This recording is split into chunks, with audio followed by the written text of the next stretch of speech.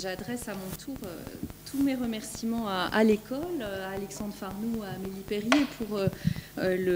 l'accompagnement au moins final de ce programme, et puis encore plus particulièrement au service des publications et à Bertrand Grandsagne qui a accompagné l'aboutissement éditorial de ce projet avec une très très grande efficacité, une très grande compréhension des enjeux et de la nature du projet. Je lui en suis vraiment très très reconnaissante. Alors je veux dire aussi que ce que je vous présente ce soir, ça n'est pas que mon travail personnel, c'est aussi et surtout un travail collectif mené, comme l'a dit Amélie, avec Catherine Virlouvet et Xavier Lafont, mené aussi avec de très nombreux contributeurs, et ce travail n'aurait vraiment pas vu le jour autrement sans cette réalité d'un travail d'équipe. C'est donc un programme qui est issu, je cherche comment on passe au diaporama, oui voilà, oui j'ai vu, voilà. C'est un programme donc qui est issu comme le rappelait Amélie tout à l'heure, d'une ANR qui s'est tenue de 2009 à 2012, qui s'intitulait « Entrepôts et lieux de stockage dans le monde gréco-romain antique », qui a donné lieu à plusieurs séminaires, à plusieurs colloques, et qui a aussi des origines plus anciennes dans un programme au départ qui était développé par Catherine Virlouvet et Brigitte Marin à l'École française de Rome et à Aix-Marseille, autour de cette problématique de l'approvisionnement des cités en Méditerranée. Les partenaires donc étaient l'École française d'Athènes, le Centre Camille Julien et l'IRA d'Aix-Marseille, et puis l'École française de Rome est venue ensuite dans le partenariat, de même que le laboratoire ISOMA. Et ce que je vous présente donc ce soir, c'est en définitive trois produits, trois objets éditoriaux, 2 livres et une base de données. Tout n'est pas encore, vous le verrez d'ailleurs, complètement terminé à ce propos, puisque c'est un programme qui a vocation aussi à rester ouvert et à s'enrichir de nouveaux résultats. Alors, à côté du livre qui sort ce soir et qui est un supplément du BCH, il y a son jumeau, qui est celui-ci qui a été produit à Rome, tandis que celui de ce soir est une production de l'École française d'Athènes, avec donc deux ouvrages qui ont chacun leur objectif. Le travail de Brigitte, dirigé par Brigitte Marin et Catherine Virlouvet, Entrepôts et trafics anonaires en Méditerranée, donc paru à l'École française de Rome,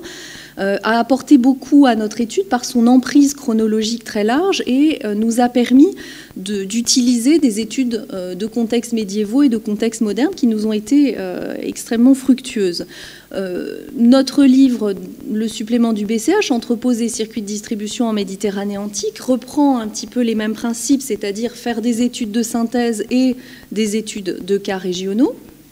avec 3 chapitres qui sont les entrepôts et les circuits économiques, le maillage territorial et les réseaux professionnels, et puis les modalités d'organisation du stockage. Mais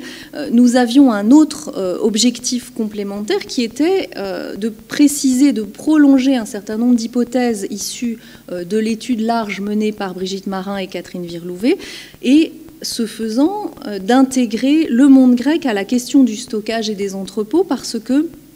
tout avait été pensé jusqu'à présent dans une logique qui partait du modèle économique de l'annone romaine pour le questionner pour la période impériale et pour les périodes suivantes. Et puis enfin, l'idée de faire une présentation de cet ouvrage ici, c'était de mettre aussi l'accent sur la base de données dont vous voyez l'adresse qui s'affiche à l'écran, base de données qui est hébergée donc sur le site de l'École française d'Athènes, qui a été vraiment un travail collectif et qui a permis de rassembler de nombreuses sources textuelles et archéologiques, qui nous a permis de travailler sur des questions de planimétrie, on y reviendra. Alors c'est un travail qui est très très loin d'être complet. Il y a énormément de choses encore à ajouter, en particulier pour les textes, mais pas seulement. Mais c'est un très beau travail qui a été développé par la société Altéarc Médiation de Julien Mahoudeau, que je tiens à saluer ici pour la qualité de ce partenariat et qui est destiné à s'accroître évidemment de nouvelles données que des archéologues pourraient avoir envie de verser à ce dossier dans le développement de ce projet. Donc vous voyez, c'est une base de données que vous pourrez donc consulter en ligne sur le site de l'EFA, qui comporte 2 parties, un catalogue des sites et un catalogue des sources, avec des possibilités donc de faire des recherches par lieu, par région, par chronologie, des références aux sources écrites quand elles existent, accompagnées d'une localisation et puis d'un résumé des données, de notices, ici celle d'Ergla, qui donc comporte, outre les données écrites éventuellement et la synthèse de la situation, une bibliographie de la documentation en ligne sous forme de plans, de photos, de rapports de campagne archéologique. Et puis vous voyez que ce sont des notices citables avec un URL. Donc ça permet aussi d'inciter les collaborateurs éventuels à contribuer sous forme de publication de notices, et puis avec bien sûr une géolocalisation à chaque fois pour chaque site étudié. Donc j'espère que cette base de données va pouvoir continuer à vivre par les contributions de ceux qui sont intéressés. Et ce sont donc cet ensemble de travaux qui constitue le sujet de la conférence de ce soir, ensemble de travaux qui verra probablement aussi l'année prochaine à Rome un complément sous la forme d'une journée d'études visant à envisager les mises à jour déjà apparues dans diverses études sur des sites archéologiques. Alors on partait d'un décalage finalement, puisque pour le monde romain, le sujet est mieux exploré à cause, je le disais, du poids historiographique et bibliographique de l'Annone. Mais pourtant, sur le plan de l'étude des bâtiments, on ne disposait que du travail de Geoffrey Rickman, Roman Granaries and Store Buildings, qui était paru en 1971. Et ce travail de Rickman laissait lui-même de côté un certain nombre de provinces de l'Empire romain, en particulier dans l'Afrique proconsulaire, la Numidie, qui restait finalement étrangement vide de traces d'édifices de stockage, alors qu'on sait que c'était des provinces exportatrices de différents produits vers le bassin méditerranéen et l'Italie. Pour le monde grec, c'était un sujet quasiment émergent et encore très peu abordé, et on pouvait donc à juste titre se demander où sont passés les bâtiments de stockage sur le pourtour de la Méditerranée antique. Alors on avait conscience aussi que la bibliographie est habituellement très centrée sur la question de l'approvisionnement alimentaire des villes antiques, mais nous ne voulions pas oublier non plus de nombreux types de produits qui peuvent être stockés, en premier lieu des produits artisanaux comme le bois, la poix, le marbre, etc. Alors, nous n'avons évidemment absolument pas épuisé le sujet, et ce que je disais tout à l'heure sur la base de données montre aussi qu'elle a vocation véritablement à s'enrichir de nouvelles données. Un exemple parlant pour la grande ville de Rome, et qui est lié à toute la problématique de l'approvisionnement d'une population énorme, on a connaissance aujourd'hui de 195 structures identifiées pour Rome, qui évidemment ne peuvent pas satisfaire l'ensemble des besoins d'une population qui a pu atteindre 800 000 habitants et plus. Donc évidemment, nous n'avons pas été exhaustifs et ce serait, je crois, impossible. Mais nous espérons avoir ouvert des perspectives qui pourront se nourrir de travaux ultérieurs dans une communauté de chercheurs élargie. C'était d'abord favoriser l'identification de structures de stockage sur les sites et favoriser leur étude en contexte, favoriser aussi la prise en compte des enjeux du stockage dans les études d'histoire économique sur l'Antiquité, et puis surtout favoriser ce dialogue indispensable mais encore insuffisant entre les recherches du monde grec et les recherches du monde romain. C'est donc un travail qui s'est nourri donc des données rassemblées et qui figurent en partie dans la base de données textuelles, données archéologiques. Un travail qui s'est nourri aussi plus particulièrement de 3 études de cas qui ont été menées sur plusieurs années et qui viennent compléter des travaux qui étaient déjà engagés sur ces sites par l'École française d'Athènes, par l'École française de Rome, par le Centre Camille Jullian, avec aussi d'autres partenariats internationaux. Ces 3 sites donc, sont les magasins du front de mer à Délos, et c'est une étude qui a été menée avec Pavlos Karvonis et Jean-Jacques Mahalmari. Les auréacs à Elia d'Ergla en Tunisie, et c'est l'étude qui a été menée avec Françoise Villedieu et Taher Galia. Et puis les entrepôts de Trajan comparés au dispositif des grandes diauréas sur le site d'Ostie Portus, étude menée avec Evelyne Bukowiecki, Julia Boeto et Corinne Rousse. Alors, ces 3 sites, en quelque sorte, correspondent à des étapes chronologiques, sans que l'on veuille forcément en faire des sites emblématiques. Mais avec Délos, c'est l'arrivée des négociatores italiens en mer Égée, jusqu'à la construction du système impérial et à ses premiers siècles de fonctionnement, que l'on voit en quelque sorte sous une forme aboutie, après l'entrepôt probablement privé d'Ergla, avec les entrepôts d'Ostie et Portus. C'était en tout cas des lieux privilégiés d'observation. Mais en dehors de ces 3 sites, c'est aussi l'observation croisée des sources écrites sur l'ensemble de ce qu'on a pu relever pour le bassin méditerranéen qui a été décisif et indispensable, parce que je crois qu'on n'aurait pas compris l'organisation de ces bâtiments sans cette mise en série et cette mise en perspective. Alors bien sûr, c'est d'abord un sujet d'architecture qui pose la question de savoir à quoi on reconnaît un entrepôt, quelles en sont les caractéristiques en tant que bâtiment. Et nous nous sommes très vite aperçus que la réponse à cette question, non seulement était loin d'être simple, mais surtout ne pouvait pas être fournie par une seule logique planimétrique. Rickman écrivait en 1971 que le plan à cour centrale pour les entrepôts était une spécificité de Rome et Ostie au Haut-Empire et ne se retrouvait pas ailleurs, que les autres structures de stockage se présentaient plutôt sous forme de rangées simples de pièces ou de rangées de pièces face à face ou dos à dos, et en réalité, on trouve une multiplicité de situations à toutes les époques qui ne se réduisent pas du tout à ce schéma. Donc assez vite, nous nous sommes heurtés à des objections méthodologiques. Comment prétendez-vous interpréter des bâtiments dont l'étude architecturale n'est pas terminée et va prendre, comme il se doit, plusieurs années, bien au-delà du financement de notre programme ANR? Et je crois que l'expérience a été intéressante parce qu'elle invite à réfléchir aussi à la manière dont on peut concilier le problème de la recherche sur projet avec le temps long de la publication archéologique sans rien perdre, ou du moins, nous l'espérons, sans trop perdre des exigences scientifiques. Et nous avons mené, avec les équipes des 3 sites, des études architecturales qui ne visaient pas, en quelques années, à la publication d'un monument, bien évidemment, mais qui visaient à tester des hypothèses qui avaient été permises par l'étude des textes et par l'étude des sources juridiques. Et je pense que c'est une manière intéressante aussi de s'adapter à des recherches de temps court sans renoncer à l'approche architecturale. Et inversement,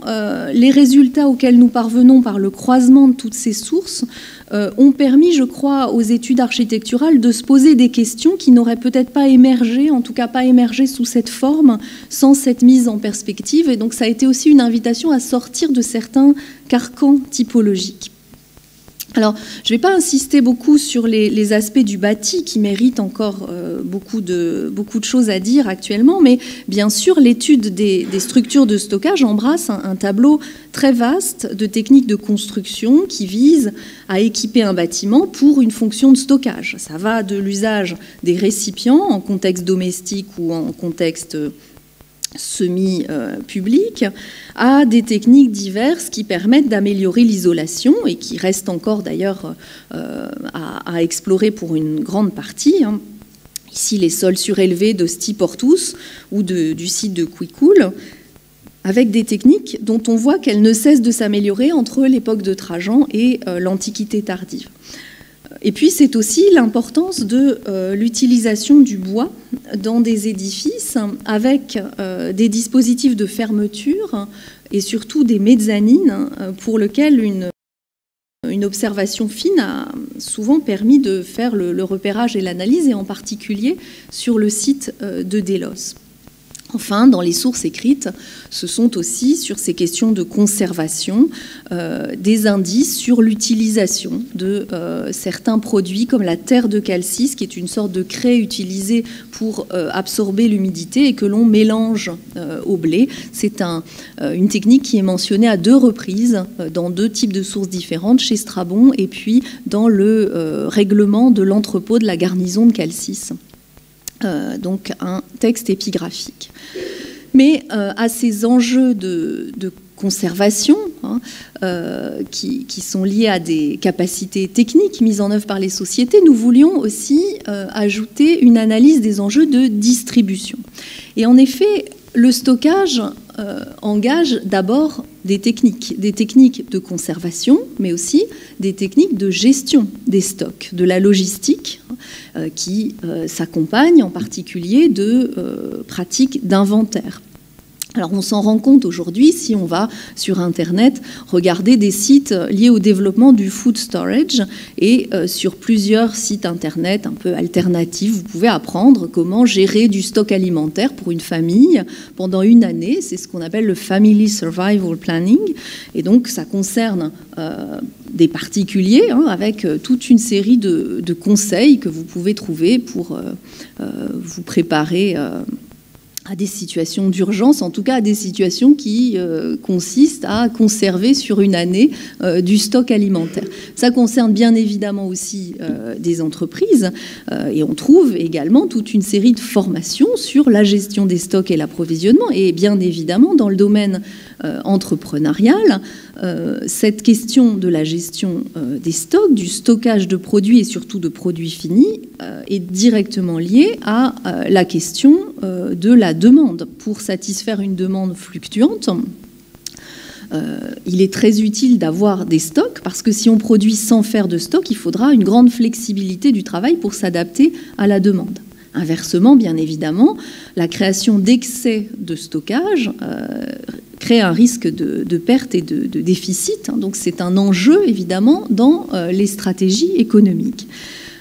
Et c'est en même temps un risque économique, parce que, comme le dit l'adage bien connu, ce qui est en stock n'est pas en trésorerie. Et à chaque fois, évidemment, il y a cette question du choix à faire entre le stock et la trésorerie, et du bon équilibre à trouver par rapport à la demande. Alors, pour l'Antiquité, la documentation épigraphique, et en particulier la documentation grecque, révèle le très grand développement du crédit et du placement de capitaux dans l'emprunt dès l'époque classique, et plus encore à l'époque hellénistique, aussi bien dans le domaine public que chez les particuliers. Et donc, la thésaurisation, dont fait partie le stockage, est un comportement qui peut aller à l'encontre de cette logique de la circulation du capital, parce que stocker comporte des risques liés à la détérioration du stock, mais aussi des risques financiers liés au fait que le prix de vente au déstockage n'est pas garanti. Donc, stocker, c'est miser sur un bénéfice qui n'est pas assuré, c'est une prise de risque, tout comme l'emprunt, le crédit est aussi une prise de risque. C'est une activité qui coûte en investissement, parce qu'il faut disposer de bâtiments adéquats, il faut les équiper pour la sécurité et pour la conservation, il faut mettre en œuvre du catalogage, des inventaires de stock avec du personnel pour cela. Donc quand on fait du stock, on fait un choix économique qui peut répondre à différentes exigences et qui comporte aussi bien sûr des aspects culturels, et c'est tout cela qu'on voulait essayer de percevoir pour l'analyse des comportements antiques face au stockage. Comme certains choix alternatifs aujourd'hui, dans la littérature grecque, le paysan d'Aristophane ou encore le rustre chez Théophraste sont des gens qui n'aiment pas trop le marché et qui vont de ce fait avoir des comportements vis-à-vis du stockage qui sont aussi des comportements qui relèvent de choix culturels ou d'appartenance sociale. Donc, ce lien entre les comportements de l'individu et la situation micro ou macroéconomique nous apparaissait comme quelque chose, comme un enjeu important à analyser. Alors si l'on peut stocker à l'échelle familiale, on le fait bien sûr aussi comme une pratique professionnelle. Et on le sait, le métier d'entrepositaire est bien connu dans la Méditerranée gréco-romaine, avec des mots pour le dire, le mot dorearius en latin, le mot deikdokos en grec pour désigner la profession d'entrepositaire. Et l'étude de ces professions sur le pourtour de la Méditerranée montre à quel point elles sont constitutives de réseaux d'affaires qui entrent dans une chaîne qui va du producteur au consommateur en passant par les financeurs et les distributeurs. Mais en revanche, ce qui est plus difficile à appréhender, ce sont les lieux, parce que la mise en perspective des sources du monde grec et surtout du monde romain permettent de comprendre assez vite qu'il est vain de rechercher un plan unique pour identifier des structures de stockage. Et inversement, il est vain aussi d'utiliser comme argument l'absence de bâtiments qui ressembleraient aux grandi aurea d'Ostie et Portus pour conclure, comme pourtant beaucoup l'ont fait dans une logique finlayenne, à l'absence de politique de stockage dans les villes antiques avant la none romaine. Et on partait de cette situation qui disait, mais finalement, dans beaucoup d'établissements grecs, on ne trouve pas les grandi aurea, donc il n'y a pas de politique de stockage, et ça allait au fond très bien avec une certaine logique finlayenne de l'interprétation de l'économie antique. Alors, ce qui nous est apparu de manière particulièrement éclatante au cours de ce programme, c'est la diversité des structures et des usages, d'une part, et puis, d'autre part, la cohérence des politiques, malgré cette diversité des structures et des usages. Donc, répondre à la question « à quoi ressemble un entrepôt ?» ne peut donc pas se limiter à une planimétrie, et c'est la raison pour laquelle des structures très variées ont pu être des structures de stockage. Mais pourtant, au nom de ce critère planimétrique, on a pendant longtemps exclu plusieurs édifices de ce rôle. Et le meilleur exemple, c'est le cas de Délos, avec les magasins du front de mer qui comportent effectivement des vestiges d'habitat, des hôtels en particulier. Et au nom de ce caractère un petit peu hétéroclite des vestiges, on a été jusqu'à les interpréter parfois comme des maisons, ou en tout cas à douter de leur fonctionnalité de stockage. Alors, c'est là que le détail qu'offrent certaines sources romaines permet de s'affranchir de certains de ces carcans. Par exemple, les aurea agrippiana, que vous voyez ici près du Forum républicain de Rome, ont été eux aussi considérés d'après le plan de l'édifice pendant longtemps, non pas comme des lieux de stockage, mais comme des tabernae, jusqu'à ce que l'on découvre une dédicace qui donnait explicitement leur statut d'aurea et mettait hors de doute la fonction, en dépit du plan qui apparaissait inadéquat avec une fonction d'entrepôt. Et d'une manière générale, dans le parcours qu'on a pu faire à travers ces différentes sources, on constate que la mixité des fonctions est généralement de règle. Dans un entrepôt romain, on va trouver à la fois du stockage et de la vente. On va trouver des fonctions administratives sous forme de bureaux parce qu'il y a de la sous-location de cellules. Il y a des fonctions de crédit, d'hypothèque sur les stocks, et il y a du logement pour le gardiennage. En témoignent en particulier 2 contrats de location dans les entrepôts de Puzzol, dans les archives des Sulpici, et puis des fragments de règlements relatifs à la location d'entrepôts. Donc ces documents, cette documentation romaine montre également que des entrepôts propriété publique coexistent avec des entrepôts qui sont des propriétés privées, et que dans les 2 cas, l'idée est d'utiliser pleinement la capacité de tous ces bâtiments. Donc on peut louer des espaces au privé ou au public dans les 2 types de bâtiments. Et on trouve une bien réelle multiplicité de cas qui montrent que ça ne se réduit ni à une planimétrie, ni à un schéma unique. Dans d'autres exemples, en Afrique, la cité est propriétaire de bâtiments qu'elle loue pour du stockage à des particuliers. On connaît aussi des cas de changement de statut, de mutation de propriété avec un passage d'un entrepôt, d'un statut privé à un statut public, et des cas également de copropriété. Donc on n'a pas un système privé qui s'oppose à un système public, mais une grande souplesse et une grande variété de ces cas.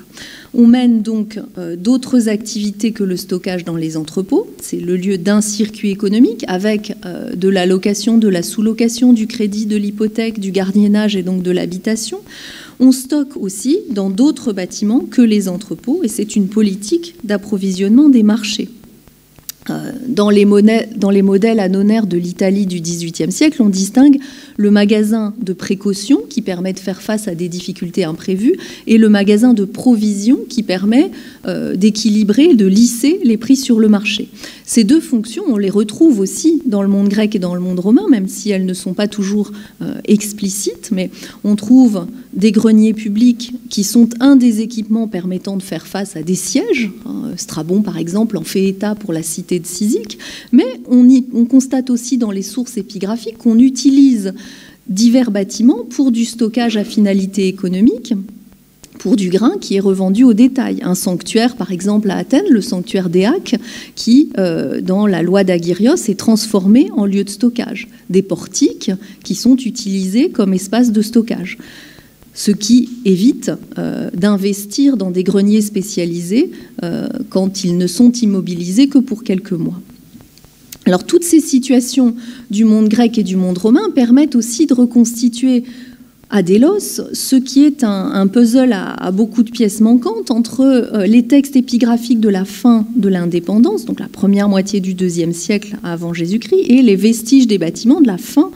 du deuxième, début du 1er siècle avant notre ère. Donc il apparaît que dans les sources épigraphiques à Délos, des bâtiments de stockage étaient possédés bien avant l'époque du port franc par des particuliers. D'autres étaient loués à cet effet au sanctuaire et on en a connaissance dans les confiscations auxquelles procède l'autorité athénienne en 167. On ignore si ensuite ces constructions du front de mer sont le fait de la puissance publique athénienne ou des intérêts particuliers des négociatores, mais c'est plutôt cette deuxième solution qui est plus probable. Mais en tout cas, on peut y retrouver les fonctions diverses qui figurent dans les lieux de stockage du monde romain.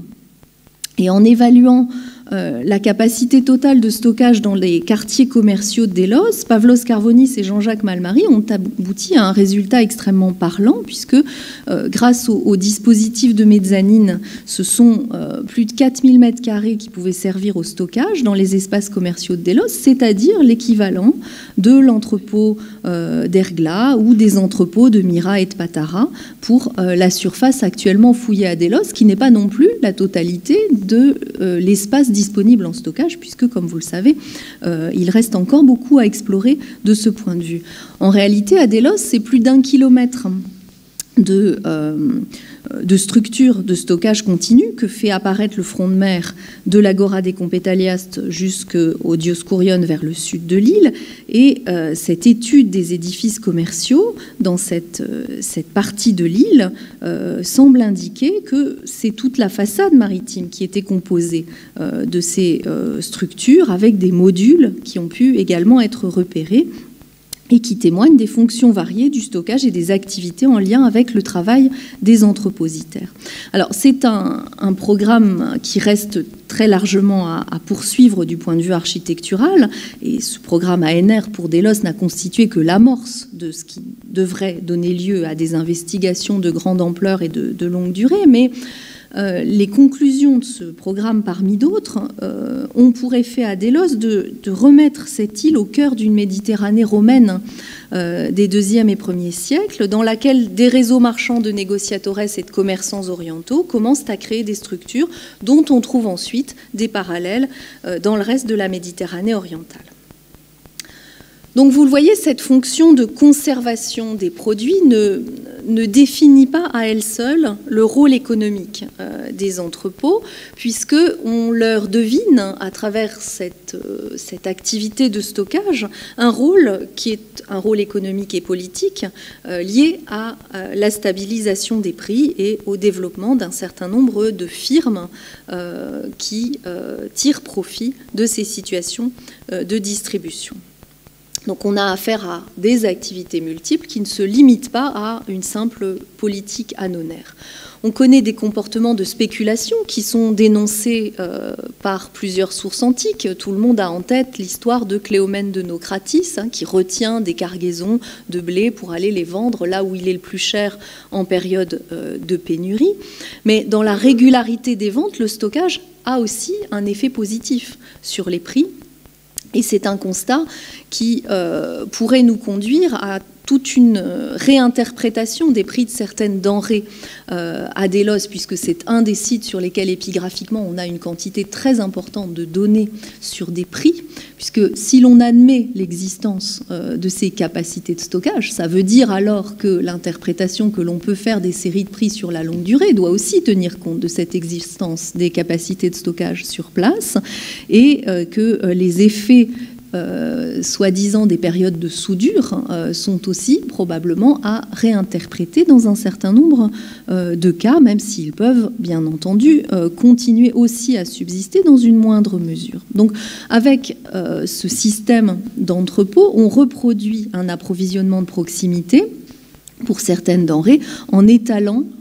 les coûts à la fois sur une plus longue durée et sur davantage d'acteurs que le seul acheteur. Alors, en même temps, on voit que ce dossier fait apparaître de vrais blocages techniques, finalement, qui sont une partie de la réponse à de grandes interrogations sur la nature des économies antiques. La question de l'équipement de ces sociétés, de leur outillage technique. En principe, il faudrait pouvoir stocker sur au moins 2 ans pour pouvoir obtenir une stabilisation des prix entre les bonnes et les mauvaises récoltes. Ce qui n'est absolument pas le cas pour tout ce qu'on a pu observer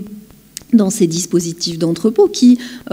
sont du stockage qui ne peut guère se limiter à plus d'1 année sur toute la période que nous avons étudiée et même probablement à moins d'1 année dans les capacités de stockage. Alors c'est un problème qui n'est pas propre aux économies et aux sociétés antiques. Peut-être vous souvenez-vous que dans la période de la crise du riz en 2004 puis en 2007-2008 avec les fameuses émeutes de la faim, les crises spéculatives ont eu aussi des effets locaux sur un certain nombre d'économies, et en particulier l'Institut de recherche pour le développement a produit un certain nombre d'analyses qui sont accessibles sur le comportement des petits producteurs à Madagascar et puis sur d'autres sites à propos de la crise du riz, en montrant comment ces effets de spéculation avaient conduit à développer des pratiques de stockage chez les petits producteurs et à modifier les comportements par rapport au crédit, mais sans effet de long terme parce que sur 1 année,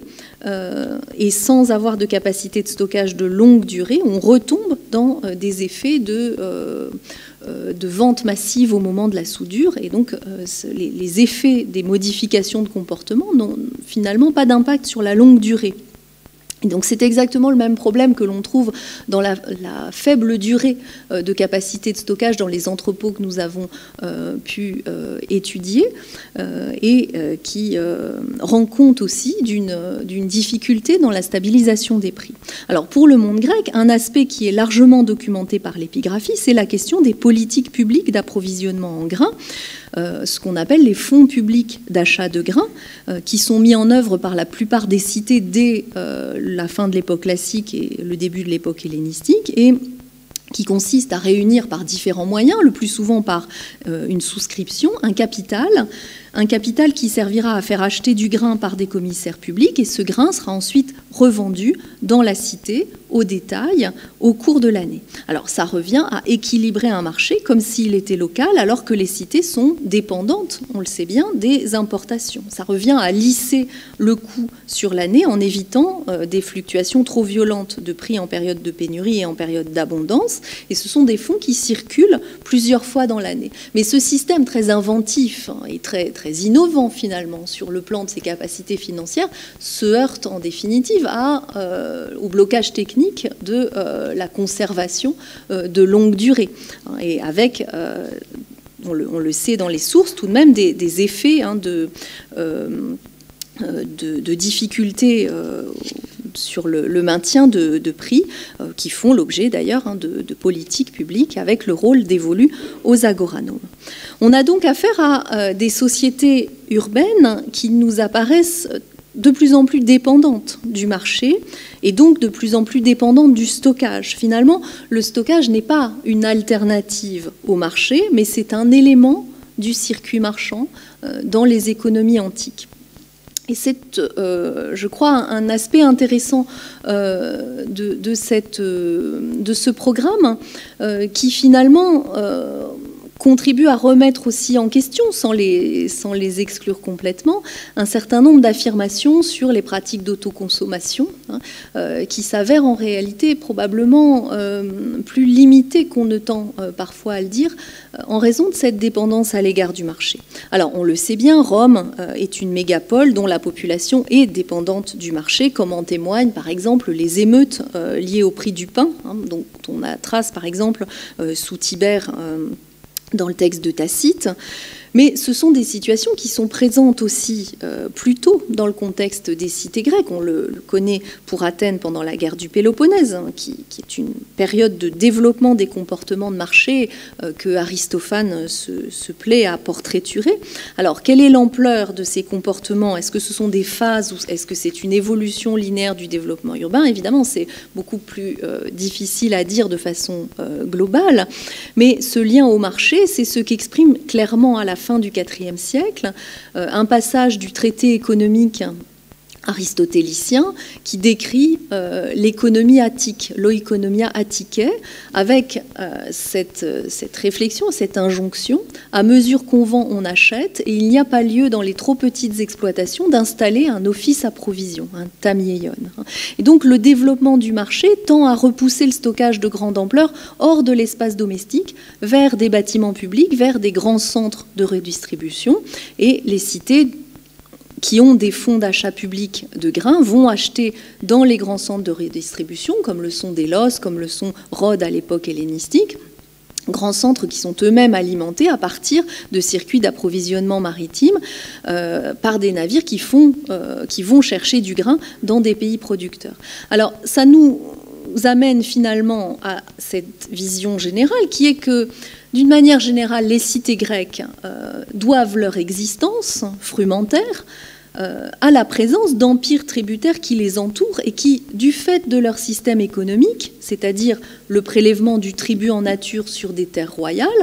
ont des stocks à échanger et permettent l'existence frumentaire de ces cités grecques. Quel que soit le résultat des débats sur la part d'importation et la part de production locale, est-ce que c'est moins d'un tiers, un tiers, plus d'un tiers dans le monde grec, on en arrive à l'idée que finalement le système de la cité grecque ne pouvait pas survivre économiquement sans développer des marchés, sans aller chercher des denrées dans d'autres systèmes économiques que le sien, et en particulier évidemment il fallait aller les chercher dans les économies des empires qui fonctionnent selon des systèmes tributaires qu'on appelle aussi des économies à grenier. Et le monde des cités grecques n'est pas une économie de grenier parce qu'il y a autour des économies à grenier qui sont constituées par ces empires tributaires. Donc il y a une sorte d'écosystème qui s'est développé à ce niveau en Méditerranée orientale et qui absorbe les transformations progressives, celles des conquêtes d'Alexandre et celles de la conquête romaine. Alors ces économies à grenier avec les conquêtes d'Alexandre, elles se trouvent progressivement intégrées dans le fonctionnement économique des royaumes hellénistiques sans changer de mode de fonctionnement, mais ce qui change, c'est qu'elles se rapprochent institutionnellement parlant des marchés des cités grecques. Et Pierre Briand avait déjà depuis longtemps bien montré comment de l'époque achéménide au tout début de la domination antigonide en Asie mineure, on trouve la même préoccupation des pouvoirs royaux de vendre aux cités voisines du territoire royal leur stock de blé accumulé dans les greniers du tribut royal. Et dans le projet de sunoikismos des cités de Théos et Lébédos, dont on a connaissance par une lettre royale d'Antigone Monophthalmos à la toute fin du IVe siècle, le roi précise qu'il n'est pas souhaitable que cette nouvelle cité qui devrait se créer par synocisme construise une politique d'importation ou une politique de réserve de blé, parce qu'il y a la terre tributaire à utiliser pour cela. Le grenier de proximité constitué par l'économie royale, l'économie du tribut. Et on sait évidemment que l'évergétisme royal a très largement fait usage de ces stocks qui servaient certes à l'alimentation des armées, mais qui servaient aussi à des actions d'évergétisme qui finalement remplaçaient un usage de certaines masses monétaires. Donc le problème, et en particulier pour les rois séleucides plus éloignés de l'Égée, c'est effectivement de transformer ces stocks en nature, en avoirs monétaires, pour faire d'autres investissements. Et on comprend bien ici les interactions qui ont fondé cet écosystème entre les cités grecques et les empires tributaires. C'est la subsistance alimentaire contre la circulation monétaire. Mais sans cet équilibre, il n'est pas certain que le modèle de la cité tel que nous la connaissons aurait pu perdurer. Donc je conclus simplement en redisant que les entrepôts nous paraissent un bon observatoire des politiques d'approvisionnement et des transformations de ces systèmes d'approvisionnement, et que cette manière d'envisager pour la Méditerranée antique l'organisation de la distribution, c'était aussi une façon de tenter d'évaluer par une autre approche l'efficacité de ces circuits économiques. Et j'espère que cet intérêt pour les entrepôts et puis plus largement les pratiques de stockage pourra être aussi l'occasion de regarder sous un autre jour un certain nombre de vestiges, un certain nombre de textes et plus largement d'interprétation des économies antiques. Je vous remercie de votre attention.